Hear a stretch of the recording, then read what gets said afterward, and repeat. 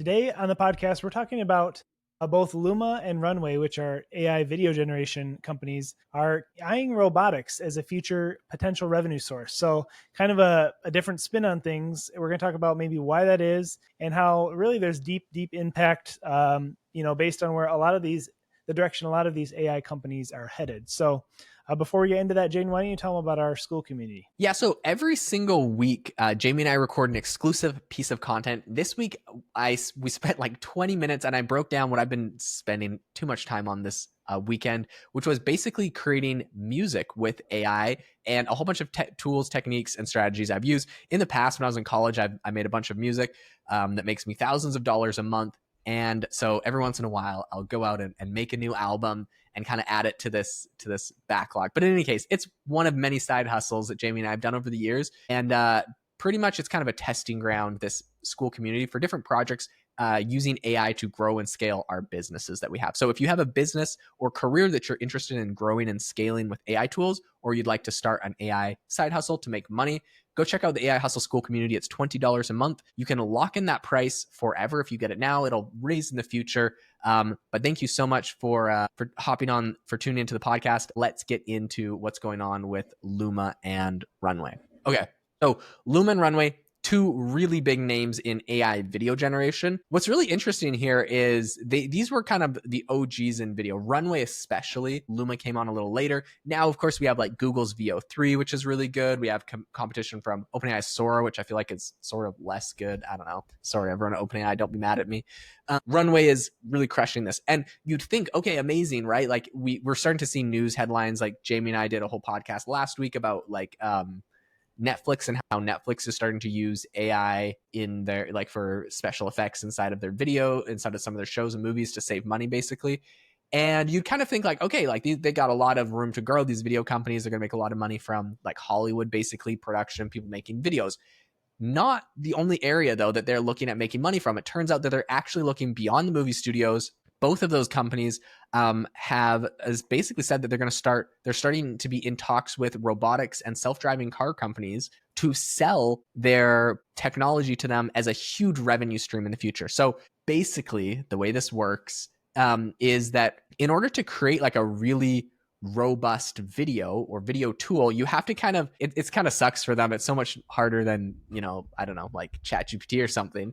You basically have to create a 3D world or 3D understanding of world. You have to understand physics, right? Like if someone's pouring a cup of water in a video, the video has to understand what happens to water when it gets poured. It has to understand the physics of the whole situation. If there's wind, it has to affect it. Like all of the elements and all of the things, they have to build this like really elaborate, basically 3D world for every video. Because the other thing you can do on a lot of these video tools is say camera pans up, sees this, shifts right, someone smiles, shifts left, tree falls down, right? Like you can explain basically the movement of the camera. And the way that often works is the video will, or like the tool will create like a 3D world pretty much, and then just stick this kind of artificial camera pointing around like you would in the real world.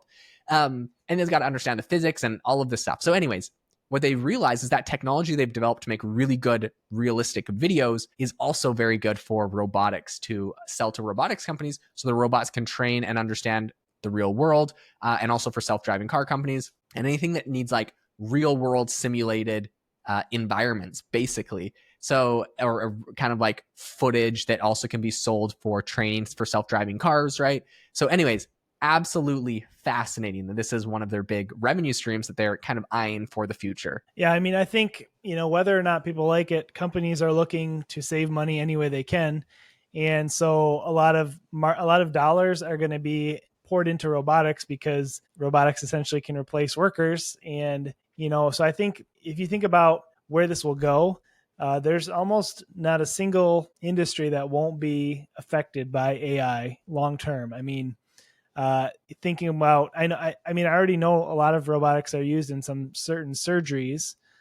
Think about, AI being able to do a surgery, for example. I don't know, maybe we wouldn't trust it yet, but in the future, it could be more accurate than a doctor. And I even, in the past week, saw a couple of clips from a Sam Altman interview where he basically said the same thing. Like he believes that will be the case someday. So it's pretty crazy to think about. Yeah, I have a great meme I shared on LinkedIn. I'll pull up in a second about AI doing surgeries. But the thing that I wanted to mention specifically on this story, and then I want to talk about some of the implications, I think, for basically what I think anyone listening should do about this information. All right, actually, I found my meme. It said, "But why is the scar on the left of the but why is the scar on the left if the appendix is on the right?" And then the robot talking to the patient says, "Dude, you're absolutely 100% correct. Your hawk-eyed brilliance saved us all. Let me try this one more time." Anyways, basically a boilerplate ChatGPT response, but after it pulled out the wrong That's something funny. wrong from his stomach. That's funny. Okay, so this is what I think is interesting about all of this. I think it's a no-brainer for Luma in particular because in early 2024, so over a year ago, they announced that they were looking to build 3D AI world models, and their goal was to have these models understand how to see and interact with the world around them. Basically, that's how they're fueling their videos. And then Runway, another interesting thing that they're looking at doing is also targeting video games as a way to create revenue in the future. When you're basically making these 3D worlds, might as well plug that into a video game engine. So like you can imagine players are having dynamically created worlds around them, really interesting concepts, or just creating video game environments with these tools. It's like 3D as well. So it's beyond just flat like video. But anyways, okay. What does this mean for everybody listening? Like, what should you do with this information? Okay, fantastic. The AI companies are making big partnerships and expected to make a lot of money from robotics.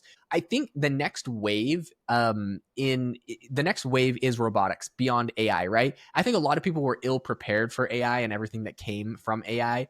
It kind of snuck up on a lot of people. Everyone was scrambling to keep up, make it look like their company was an AI first company or kept track of it. Every organization was spending money on training, et cetera, et cetera. And I think the next wave is robotics. So what Jamie and I are saying on this podcast, you heard it here first, probably not. I know a lot of people talk about this, but we should all be preparing ourselves for the next wave of robotics, what that means for our careers, our jobs. As soon as you put AI into a robot, how does that impact not just what we do, but our industries, right? So I might do like marketing for a logistics company and be like, I don't think a robot's going to come to my computer and do marketing. But think about the way that robotics is going to impact the logistics industry. Is that going to have any sort of negative or positive consequences on my business? What should I be like? What should I know about? How should I change my marketing strategies or pitches? What are the things I should be thinking about?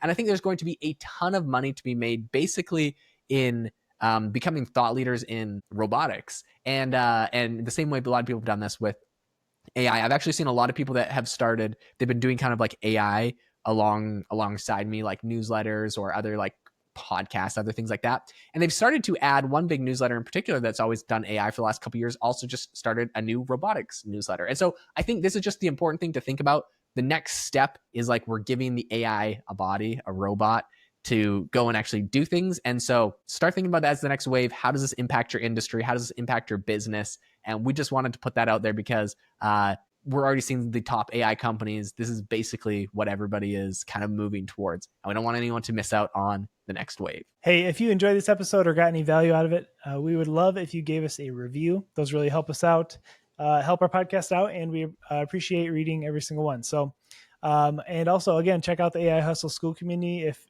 you like to learn more about AI and how it can grow your business or make you some money. Thanks for listening, and we'll see you next time.